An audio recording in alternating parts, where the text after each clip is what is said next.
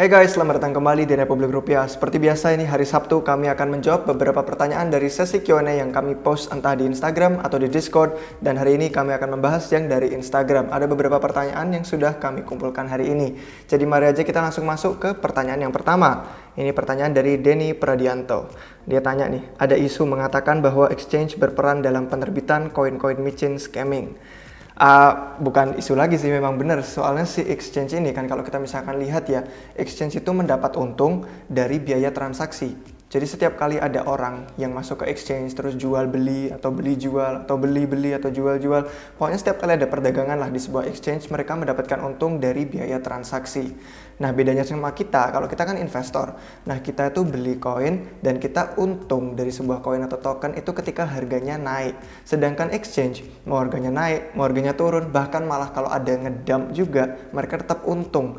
Kan tetap ada perdagangan yang berlangsung. Jadi orang-orang pada ngejualin token terus pada harganya ngedump, mereka untung dari biaya transaksi. Harganya naik terus mereka pada mau beli koin, mereka untung dari biaya transaksi. Nah itulah kenapa jadi exchange memainkan peran juga dalam koin-koin scam atau penipuan yang muncul ke exchange mereka. Soalnya mereka lebih tertarik sama mendapatkan untung ini. Makanya bukan berarti koin tertentu kalau masuk ke exchange itu pasti bagus. Buktinya Coinbase, salah satu exchange terbesar di Amerika Serikat, malah ngasih Dogecoin duluan didaftarkan sebelum proyek bagus kayak Cardano. Sama Polkadot juga kalau saya tidak salah ingat.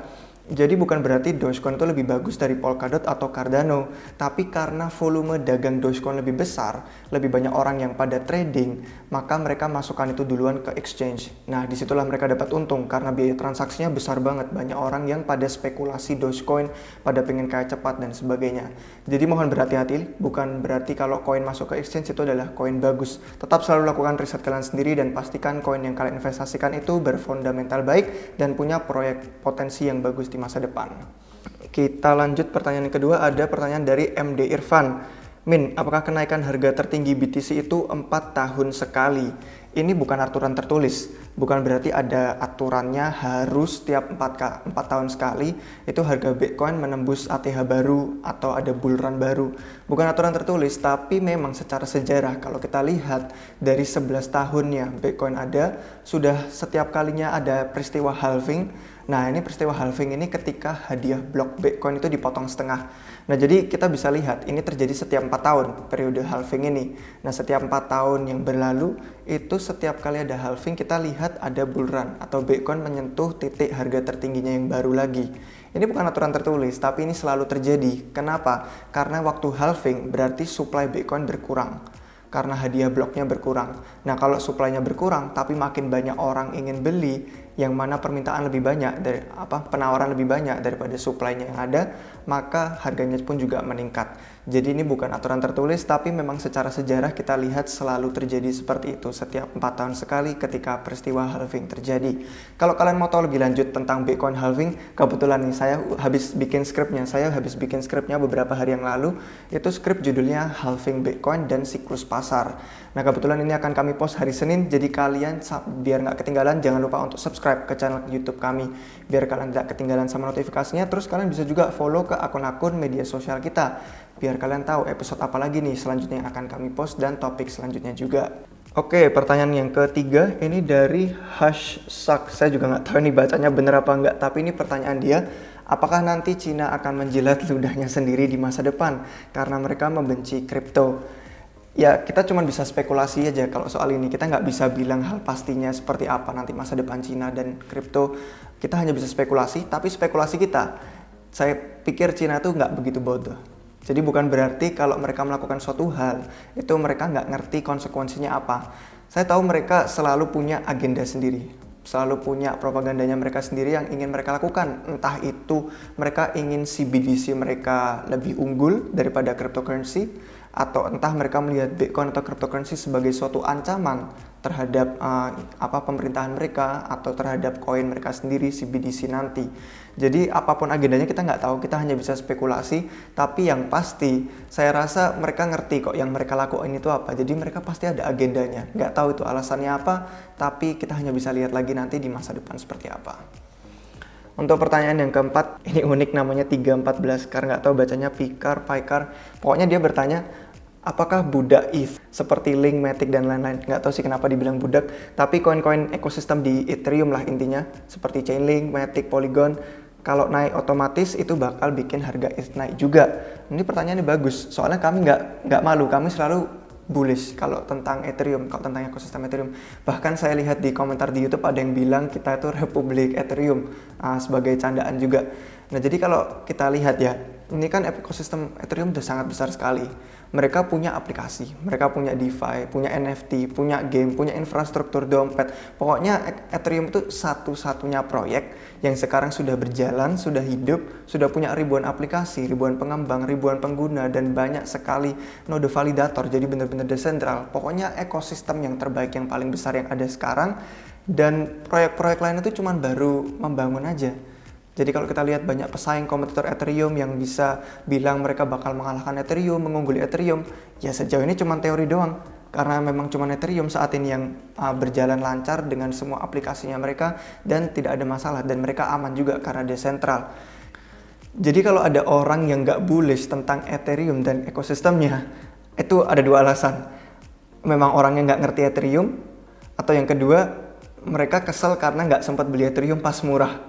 Jadi udah faktanya memang Ethereum adalah ekosistem yang terbaik dan proyek lain masih membangun.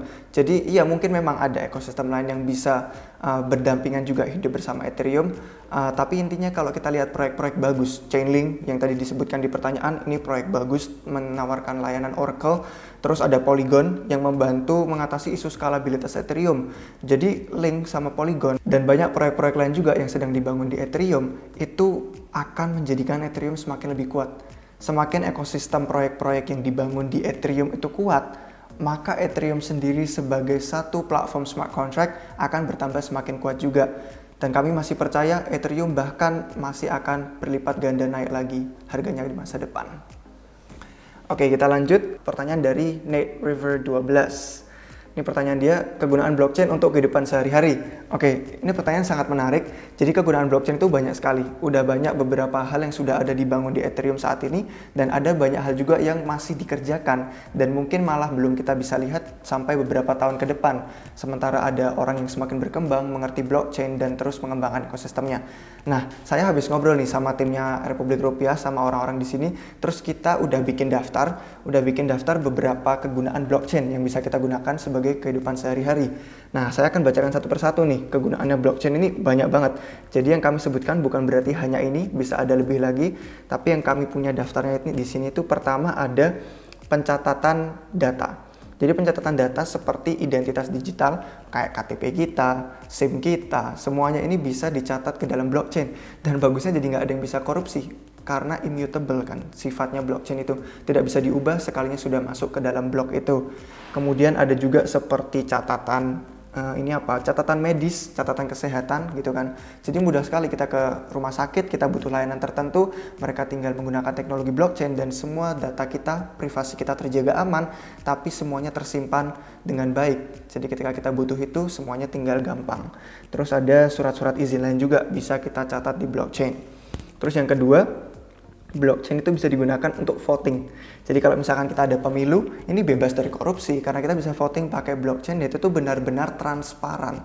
Semua suara yang masuk itu bisa dilacak dan tidak ada yang namanya korupsi, tidak ada yang bisa bilang kalau kalau sekarang kan kita bisa bayar orang untuk milih pemilu partai tertentu. Nah, dengan voting dengan blockchain nanti kita bisa lebih bebas dari korupsi.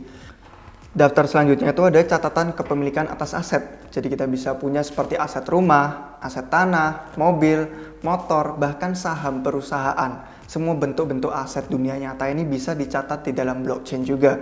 Terus kita sudah bisa melihat banyak proyek-proyek yang membangun kegunaan lain. Ini kami ada daftarnya di sini juga, termasuk seperti Filecoin, itu lagi bikin penyimpanan file secara desentral. Ada juga platform streaming yang desentral kayak YouTube itu di blockchain kita punya ada Theta, terus ada juga industri video game, industri musik, pokoknya semua hal itu banyak banget yang bisa digunakan di atas teknologi blockchain. Terus satu hal lagi nih yang menarik perhatian tim kami juga, media sosial. platform media sosial belum ada yang desentral di blockchain. Sudah ada banyak sih orang-orang yang pada bikin sosial media di blockchain, tapi belum ada yang bagus sejauh ini. Jadi kita bisa lihat nanti kalau misalkan ada Facebook atau Instagram gitu kan, atau Twitter yang lebih desentral, yang lebih bagus di blockchain. Nah terus terakhir ada juga data-data mesin dan otomasi. Maksudnya ini kayak kalau misalkan kita ngomongin soal Tesla, itu kan mobilnya bisa jalan sendiri, kayak ya nggak ada supirnya lah.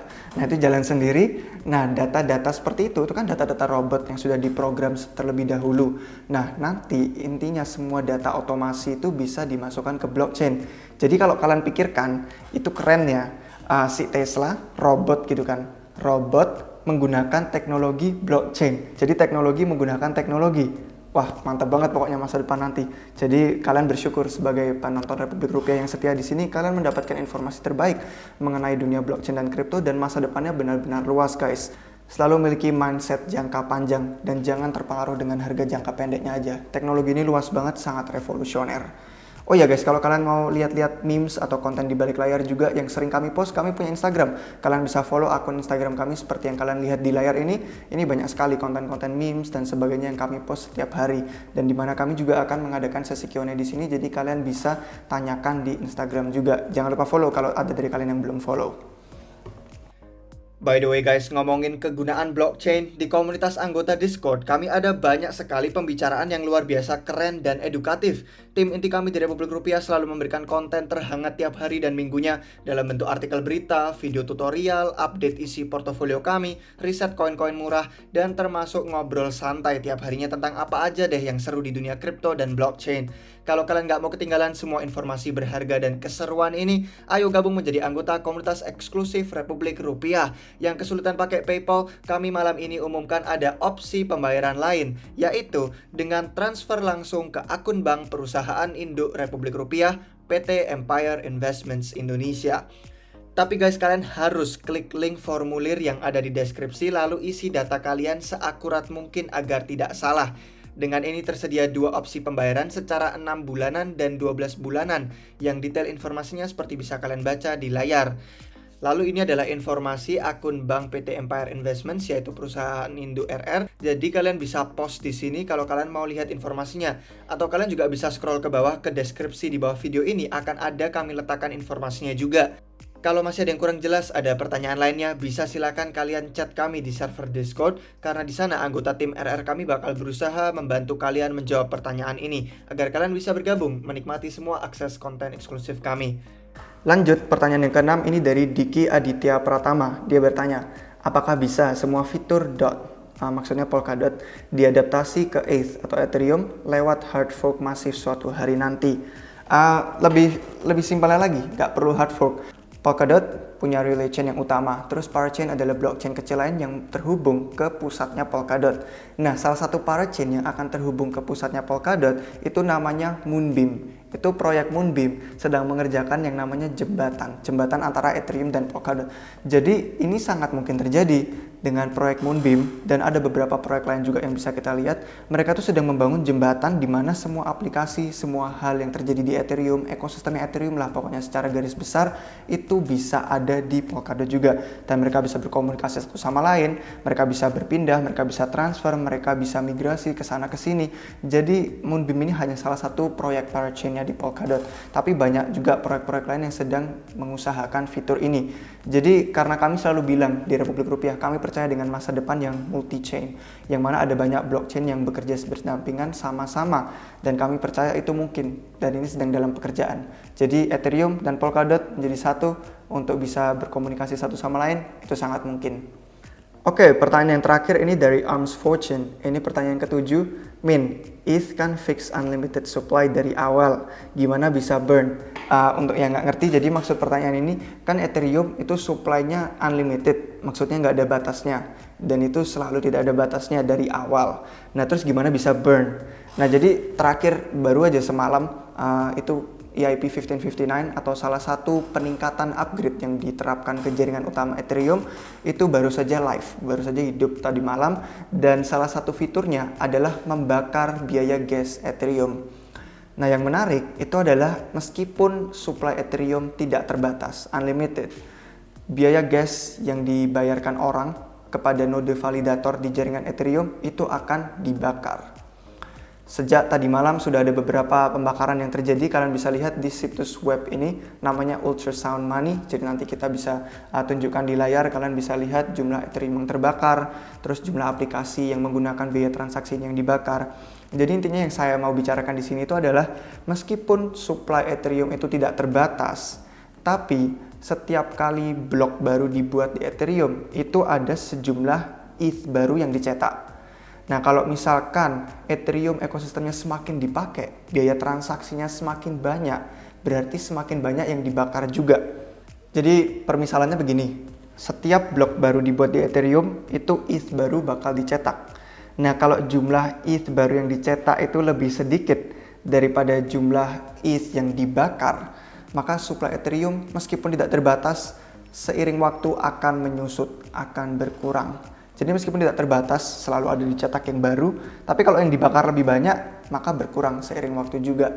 Ada banyak sekali peningkatan, ada banyak sekali upgrade yang sedang dilakukan ke jaringan utama Ethereum, dan upgrade-upgrade ini nantinya akan memperbesar tingkat deflasi. Jadi inflasi Ethereum itu akan berkurang seiring waktu, dan nantinya semakin ekosistem Ethereum semakin besar, orang-orang pada pakai aplikasi di sana, pada beli-beli NFT, pada mainan game di Ethereum, semakin banyak biaya transaksi yang digunakan orang, semakin banyak juga Ethereum yang dibakar, dan Ethereum semakin bertumbuh. Jadi kita bisa lihat ekosistemnya terus bertumbuh, Ethereum terus dibakar, sedangkan yang dicetak di blok itu tidak sebanyak yang dibakar. Jadi seiring waktu meskipun supply-nya tidak terbatas, pasti akan menyusut supply-nya. Inilah kenapa aset Ethereum disebut sebagai aset yang bersifat deflasi, yang mana berlainan katanya dari inflasi.